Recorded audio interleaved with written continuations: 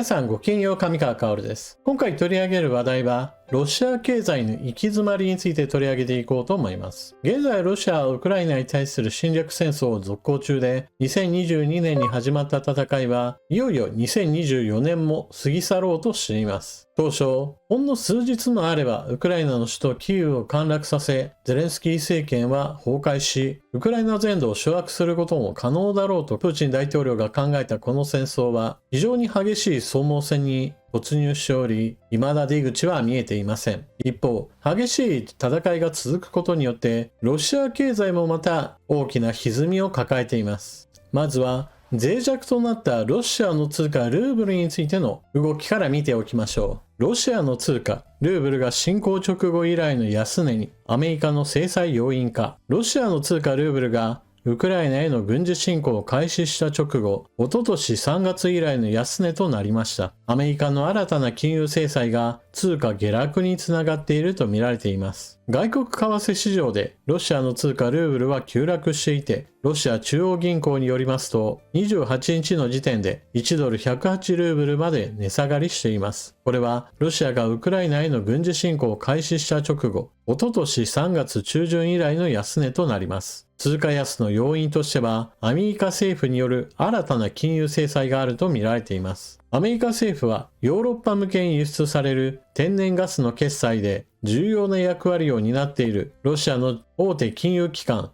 ガスプロムバンクなどを新たな制裁対象に加えると発表しました。決済が難しくなるとの見方からドルなどの外貨を調達し、ルーブルを売る動きが加速したものと見られています。ロシアでは軍事侵攻の長期化で人手不足が深刻になったり、軍事費の支出が膨らんだりしてインフレが加速しています。ルーブル安によって輸入物価が押し上げられ、インフレが一段と進む恐れもあります。ロシア中央銀行は急激なインフレを抑え込むため、10月には政策金利を 21% に引き上げていますが、個人や企業にとっては借り入れの金利負担が重くなり、ロシア当局は難しい舵取りを迫られています。こちらはドルとルーブルのチャートです。11月の中頃までは1ドル95ルーブル程度から100ルーブルといったところだったのですが、ここ数日一気にルーブルが安値をつけるようになっています。こうした為替の変動といったものはどこの国でもあるものですが、全体的な傾向としてルーブル安が続いていて、しかもそれが最近の中でも際立っていることは明らかです。こちらは6ヶ月で見た場合のルーブルと米ドルの動き、8月中旬頃1ドル85ルーブル程度だったものが、今では1ドル110ルーブル程度ですから、この値動きがいかに急激なものか明らかでしょう。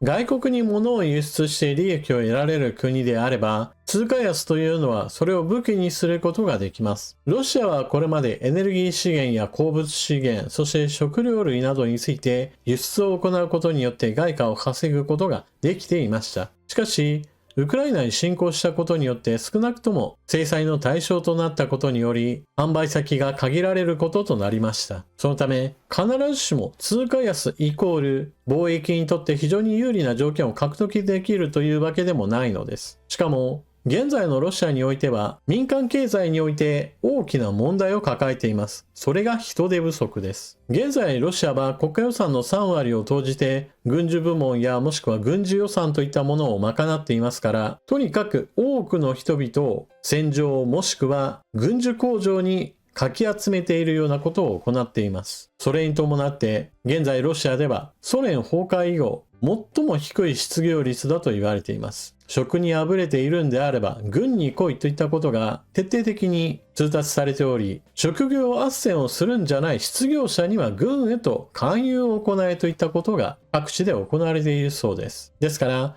民間企業においては圧倒的な人手不足と人材の獲得合戦が起こっていて、それがまた今働いている人たちの給料を押し上げることとなり、戦場に行っている人と戦場に行かない都市部の人口の戦争に対する空気感が全く異なる現象を生み出しています。しかし、労働者を確保できない民間部門においては、生産を拡大したくても人手が足りないのであれば、生産を拡大することができません。しかも、賃金がおおむね安い地域などにおいては、ますます人手不足が加速しているような状態です。そのことが現れているのが農産物でしょう。例えば、一般的にはそれほど手間のかからない農産物だと考えられているジャガイモなどは、作付け面積が大幅に減少し、それに伴って値段がぐんぐんと上がっていることなどが報告されています。特に地方においてそれほど大規模ではない農家の場合であれば、十分な稼ぎがないことから、軍の掲げている非常に高い給料、そして亡くなった時の見舞い金が高額であるといったことが軍へと志願する理由になっていると言われています。例えば年齢が高い場合においては、もうそれほど長く生きられることもないし、生涯賃金を考えると亡くなった方がよほどお金になるといったかなり恐ろしい話などから、比較的高齢の男性などが家族から軍へと志願するように進めるなんていう話もあるそうです。そして民間部門における競争力の限界といったものが人手不足によって加速している状況においては、足りないものは中国から輸入すればいい。しかしルーブル自体が安くなるのであれば、輸入品について有利な条件ではありませんから、物価の上昇圧力といったものが高くなっていくこととなります。しかも現在はインフレを抑制するために政策金利をどんどんと上げるといったことが行われています。現在ロシア中央銀行は 20% を超える政策金利を掲げていますから、住宅ローン金利なども 10% 以上になっていますし、国際市場からお金を調達しようにも国債の金利は8から10% 程度をつけてもなかなか買い手がつかないような状態となっています。しかももともと制裁の対象となっていますから、そうした海外からお金を調達するといったこともかなり困難な状況となっています。では、国家予算でかなりお金がつぎ込まれているはずの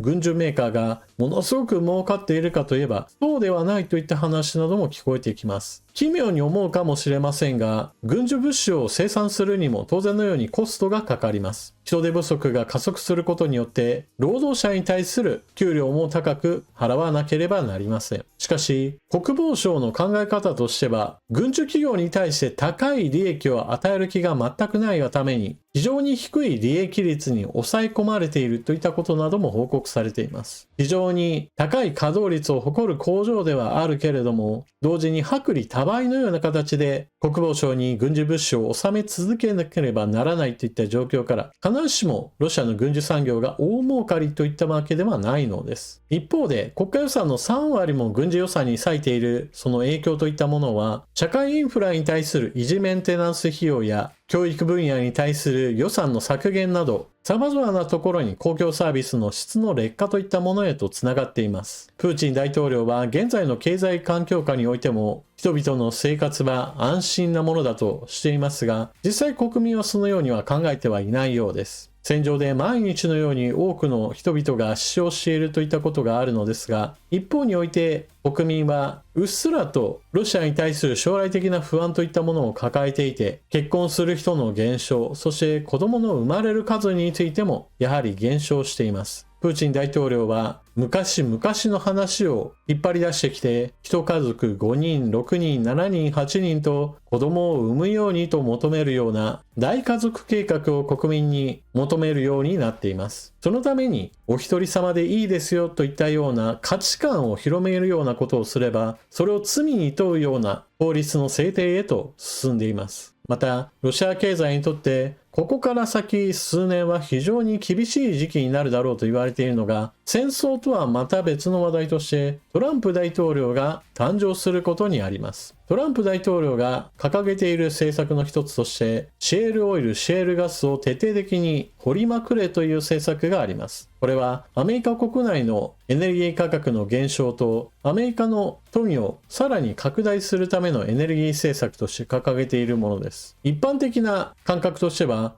サウジアラビアが産油国として思い浮かべる人は多いでしょう。しかし、アメリカはシェールオイル、シェールガスの掘削が商業化されて以来、サウジアラビアを上回る産油国になっているのです。バイデン政権においては、この掘削を進めることによる環境破壊といった問題があり、掘削は抑制的に行うべきだとしていました。しかし、トランプ政権においては、いやいや、そんなことは気にするな。もっともっと掘ってエネルギー価格を下げて経済を活性化するんだといった方向へと舵を切るわけですから、これは現在の市場に対しては供給量の大幅な上昇に伴って全体的な価格抑制へと進むだろうと見られています。これは制裁をかけられるよりも直接的にロシアの国家収入を大幅に減少させるだろうと言われています。世界市場における石油価格全体的に低下傾向になれば、わざわざ危ない橋を渡ってロシアからエネルギー資源を買う理由というものがなくなるだろうと考えられているからです。なお、トランプ氏はこのシェールオイルを掘りまくれということ、それ自体も一つの政治的な外交カードにしようとしていると言われています。このカードを最も効く相手というのがまさにロシアなわけです。ただし、ロシアを止めるためにこの外交カードを使うのか、それとも単純にアメリカ国内のエネルギー価格を下げたいからこうした政策を掲げているだけなのかについて、その真意は不明です。本人にその気がなくても、エネルギー価格が大幅に下落することによってロシアが大打撃を受けるというのであれば、